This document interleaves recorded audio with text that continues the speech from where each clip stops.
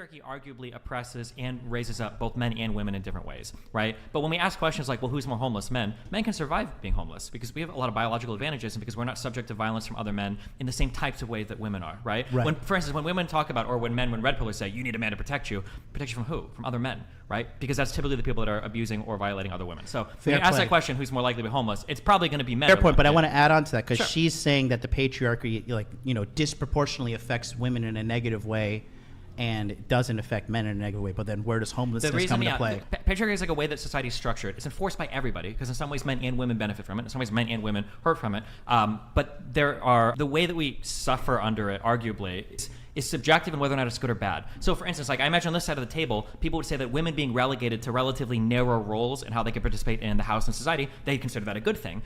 Feminists traditionally would say, well, women being relegated to narrow roles in the house would be a bad thing, right? So it's hard to say that, like, is patriarchy good or bad?